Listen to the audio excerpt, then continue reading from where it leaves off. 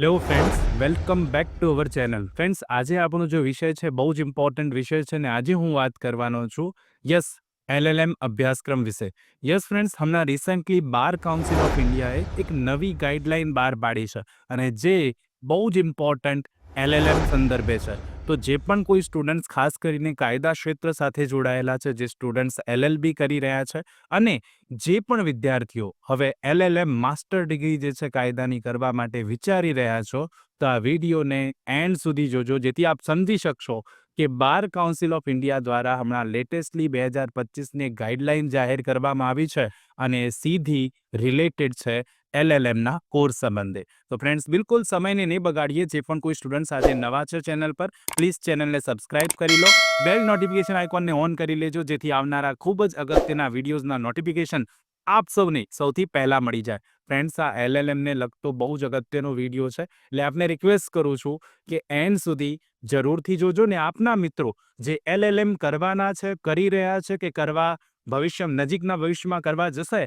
એમના માટે એમને પણ આ વિડીયો જરૂરથી શેર કરી દેજો. તો શરૂ કરીશું આજનો વિડીયો.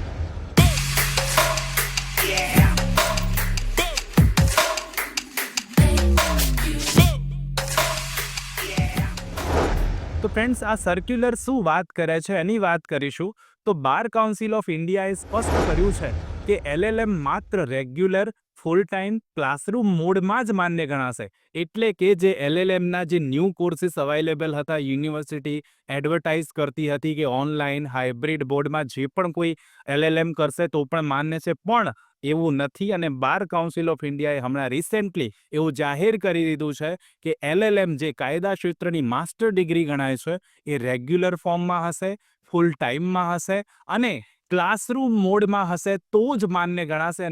અન્યથા કોઈ પણ LLM જે છે જે ઓનલાઈન મોડમાં હોય એ માન્ય ગણાવાનું નથી. LLM professional, executive LLM, blended LLM, hybrid LLM, distance correspondence LLM જે છે આમાંથી કોઈ પણ ફોર્મમાં LLM માન્ય ગણાવવાનું નથી. અને જો આવું કોઈ પણ ફોર્મ હાલ ચાલુ છે ને એપ્રુવલ BCI આપ્યું નથી તો એ ઇલીગલ ગણવામાં આવશે. તો BCIનું પર્ટિક્યુલર એપ્રુવલ જોઈએ, અને જો BCI bar council of India દ્વારા આવું કોઈ પણ એપ્રુવલ આપવામાં આવ્યું નથી તો ઇલીગલ છે. આ એડવોકેટ્સ એક્ટ 1961ની કલમ 7(1)H અને 49(1)AF અને સુપ્રીમ કોર્ટના judgements Vineet Garg versus university grant commission અને Odisha lift irrigation versus Ravishankar પાત્રોના બહુ જ અગત્યના, એના માટે એના પરથી આ કોન્સેપ્ટ આવ્યો છે અને એમાં સ્પષ્ટપણે કહેવું છે કે ફૂલ ટાઈમ ક્લાસરૂમ મોડમાં જ LLM હોવું જોઈએ.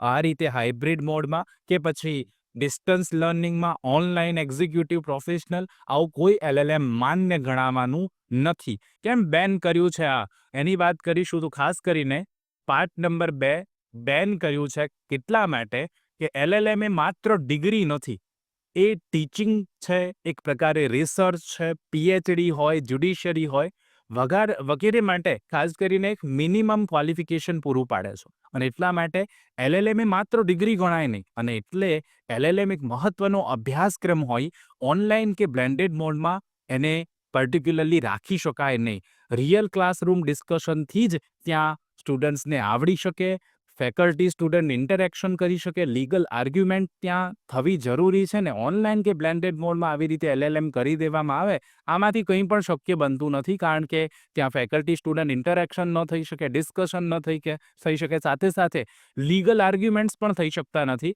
એટલે આવી રીતે કરવામાં આવતું LLM એ યોગ્ય અને પ્રોફેશનલ ગણાતું નથી. કયા કયા કોર્સિસ પર આ લાગુ પડે છે? તો LLM પ્રોફેશનલ જે છે એને આ સીધું પરિપત્ર લાગુ પડશે, ગાઈડલાઈન લાગુ પડશે. એક્ઝિક્યુટિવ LLMને પણ આ સીધી રીતે લાગુ પડવાની છે.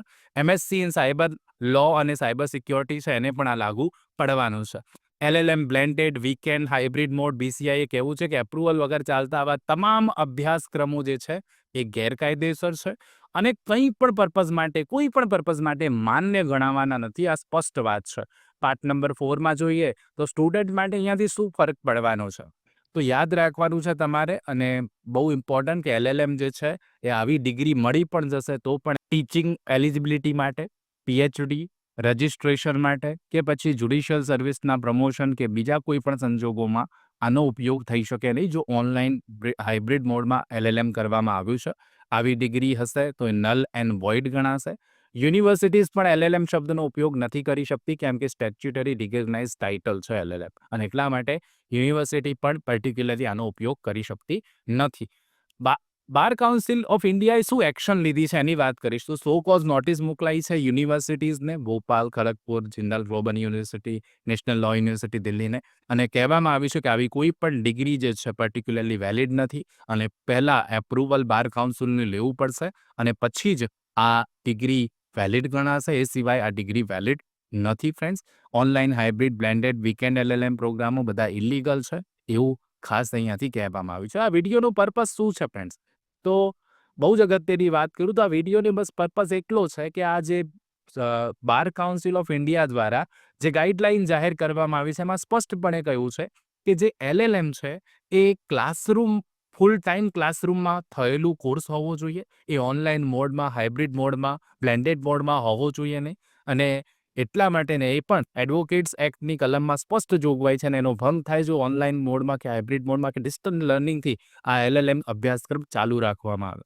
તો બહુ ઇમ્પોર્ટન્ટ બાર કાઉન્સિલ ઓફ ઇન્ડિયાનું આ નોટિફિકેશન ખાસ બહુ જ ઇમ્પોર્ટન્ટ કે જે સ્ટુડન્ટ્સ એલએલએમ કરી રહ્યા છે એમના માટે તો ખાસ ચકાસી લેજો કે એલએલએમને મંજૂરી છે કે કેમ, એ બહુ જ અગત્યનું બની રહેશે. તો આઈ હોપ સો ફ્રેન્ડ્સ આજનો આ વિડીયો આપ સૌને સારો લાગ્યો હશે. જો સારો લાગ્યો હોય તો એક લાઇક જરૂરથી કરી દેજો. ચેનલ પર નવા હો તો પ્લીઝ ચેનલને સબસ્ક્રાઇબ કરીને બેલ નોટિફિકેશન આઇકોનને ઓન કરી લો જેથી આવા બહુ જ અગત્યના વિડીયોઝ આવે તો આપને સૌથી પહેલાં તેનું નોટિફિકેશન મળી જાય. મળીશું નેક્સ્ટ વિડીયોમાં. ત્યાં સુધી જોતા રહો અમારી ચેનલ રિયલ એજ્યુકેશન. ખૂબ ખૂબ ધન્યવાદ. ખૂબ ખૂબ આભાર ફ્રેન્ડ.